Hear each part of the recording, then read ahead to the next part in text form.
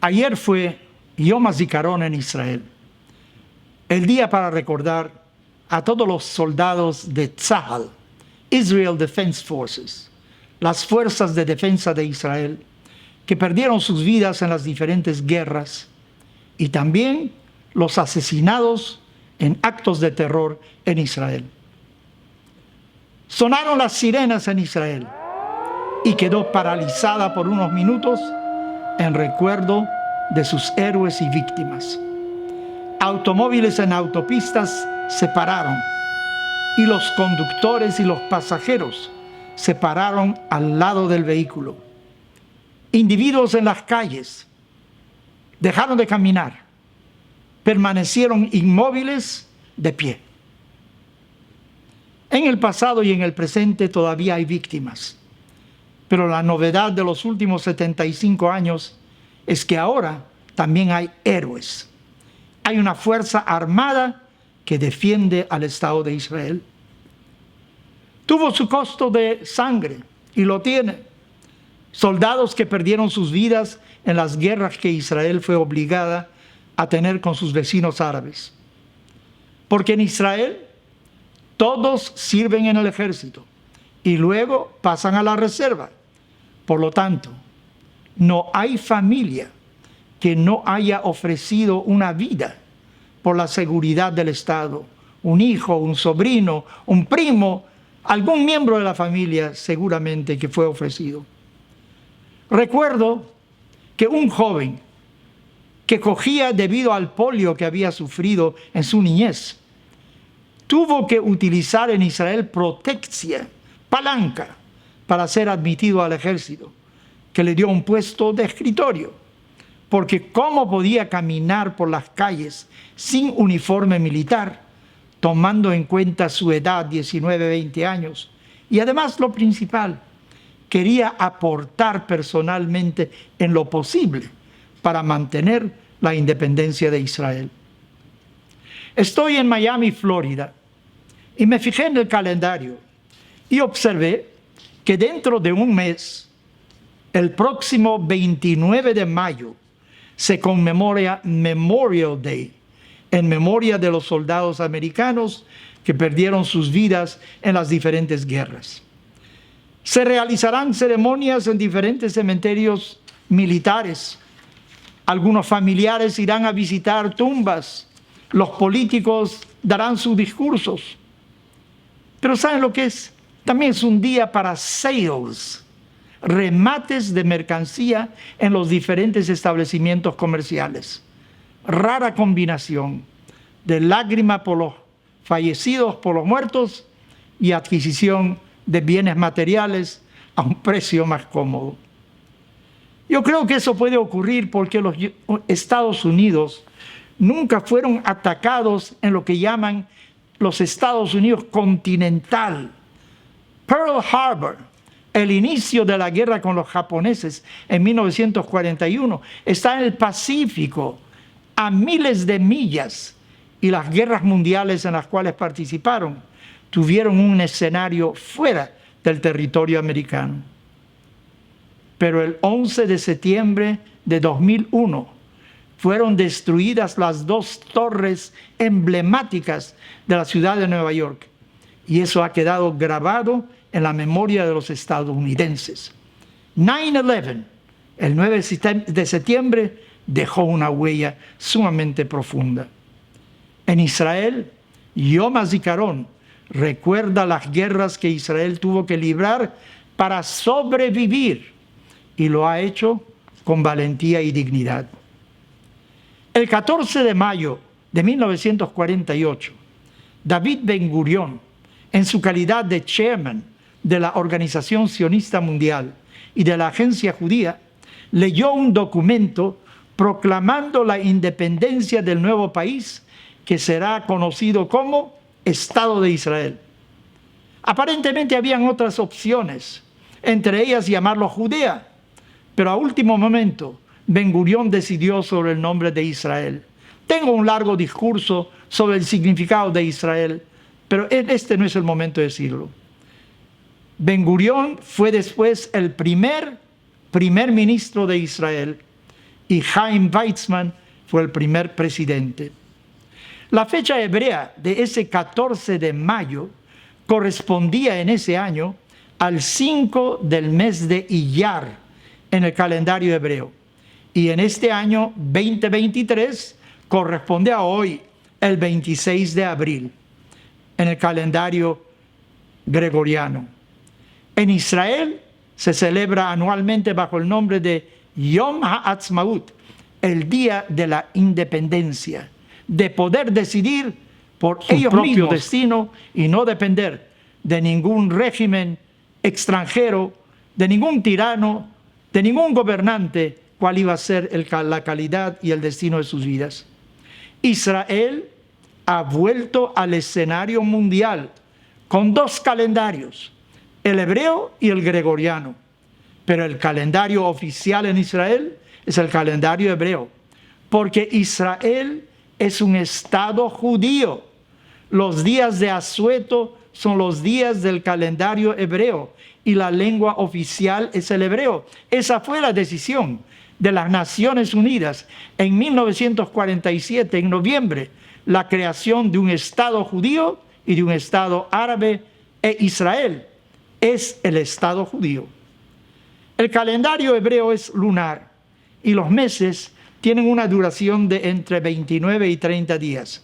Pero con la añadidura periódica de un mes anual se logra una correspondencia entre el calendario lunar y el calendario gregoriano.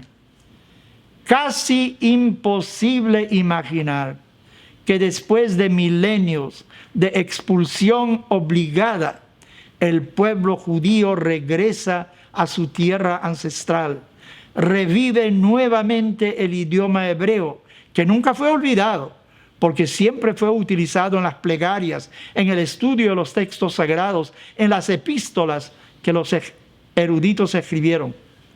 El pueblo judío ha logrado en 75 años lo imposible, no obstante que está rodeado por algunas naciones que desean eliminarla del mapa mundial, y lo intentaron apenas declarada la independencia del nuevo Estado. ¿Qué ha logrado Israel? No obstante las constantes amenazas y guerras, Israel es el único Estado realmente democrático en el área, con una economía pujante, con desarrollos científicos, con hospitales que funcionan, con nueva tecnología que compite con las naciones de mayor avanzada. ¿Tienes un carro? ¿Quieres saber cómo evitar el tráfico? Hay algo que se llama Waze. Ese es un invento de Israel, que ahora es parte de otra compañía, pero solo una muestra del adelanto que tiene Israel en el campo tecnológico. Invito a quienes me escuchan que visiten Israel y vean con sus propios ojos que todos sus habitantes tienen recursos ante la ley, que su población árabe vive mejor, con mayor libertad que en cualquier otro país del área. Teodoro Herzl, el visionario creador del sionismo político, proclamó más de un siglo atrás: si querrán, no será una leyenda, en referencia a un Estado judío, y escribió un libro que se llama Judenstaat, el Estado judío. Y hasta dijo en un momento: creo que ese sueño se realizará en 50 años. Y efectivamente fue casi a la fecha, 50 años después. Pero fueron los Halutzim, los pioneros, aunque Herzl lo soñó, quien lo convirtió en realidad fueron ellos, los pioneros. Cabe notar que la palabra democracia como tal no aparece en el documento fundamental, y hoy pueden leerlo en la edición del New York Times, una página completa, el texto en traducción al inglés del original que firmó Ben Gurión y creo que 38 personas también. Pero si es que bajo democracia entendemos igualdad ante la ley y oportunidades, sin tomar en cuenta el sexo, hombre o mujer, o el origen de la persona, su religión, si tomamos en cuenta esto, es la La noción de democracia está totalmente incluida en el texto original. Pero esta fecha de gran júbilo tiene el nubarrón de protestas en el mismo seno del pueblo, porque un gran sector siente que se está atentando contra la democracia del país.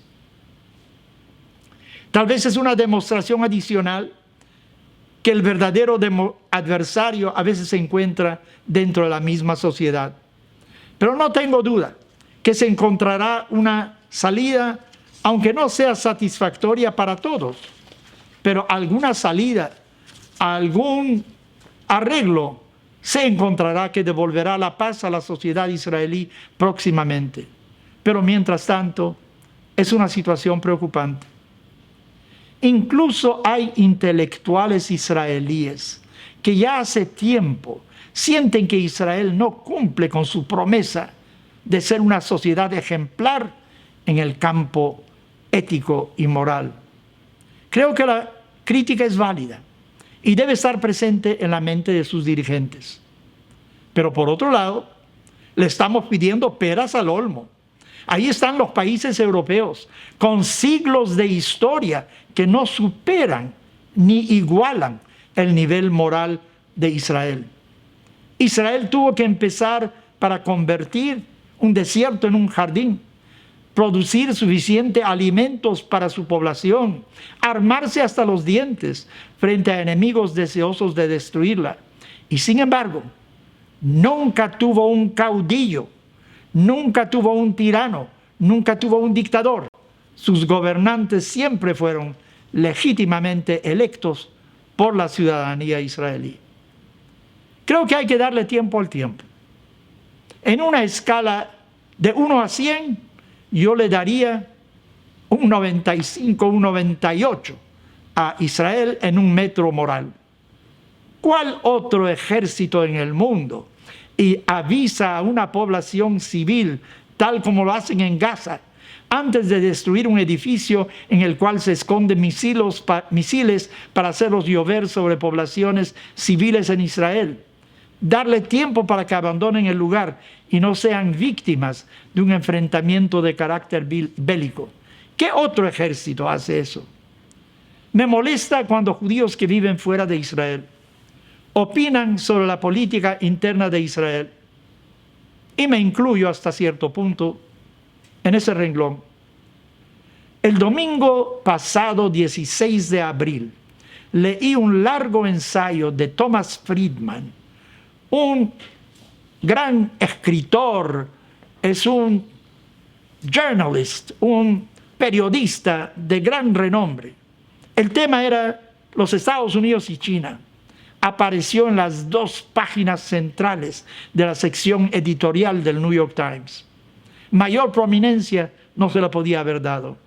Friedman mencionó entre líneas que China no era democrática, pero el punto fundamental del texto de su escrito era la necesidad de crear trust, un ambiente de confianza entre los dos países. El uno tenía que confiar en el otro, porque cuando se trata de superpotencias mundiales, Estados Unidos tenía que confiar más en China y viceversa.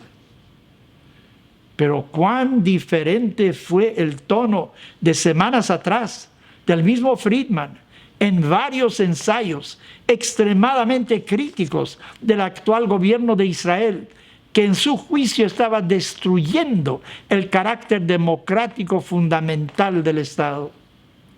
Israel es diferente.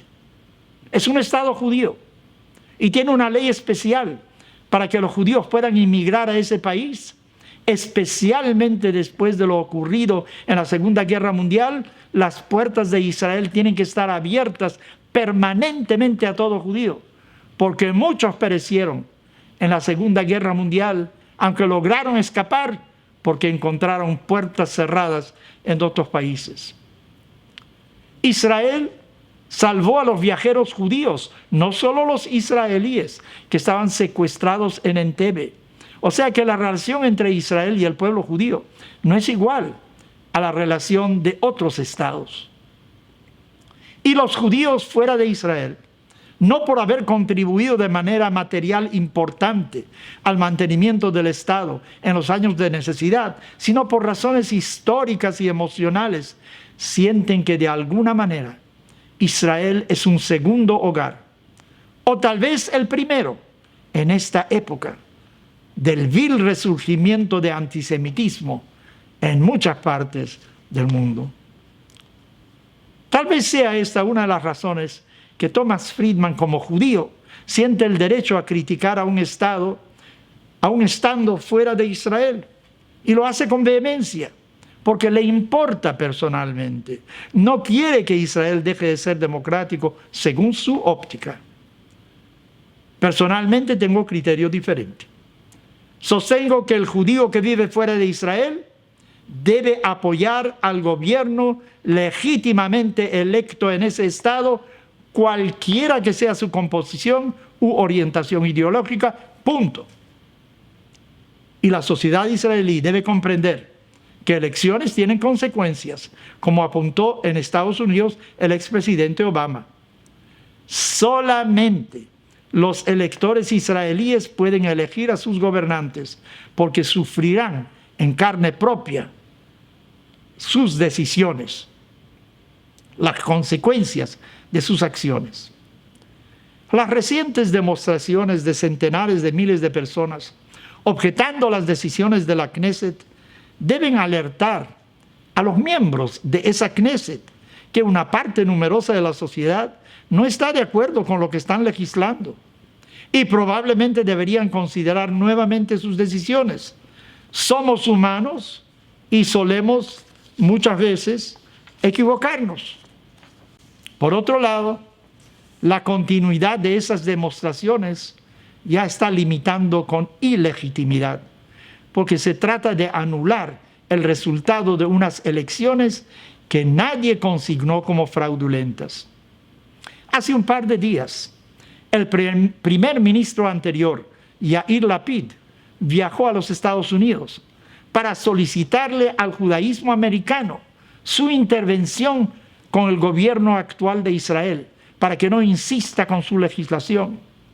Otro ex primer ministro de Israel, Ehud Barak, viajó a Londres con un mensaje similar, vilificando a Benjamin Netanyahu y al gobierno que dirige. Episodio lamentable, donde un dirigente israelí solicita a un gobierno exterior, a una comunidad exterior que intervenga en su legislación interna. El razonamiento: Israel es de todo el pueblo judío y por el tanto, si peligra la democracia, el judaísmo americano debe tomar cartas en el asunto. ¿Cómo?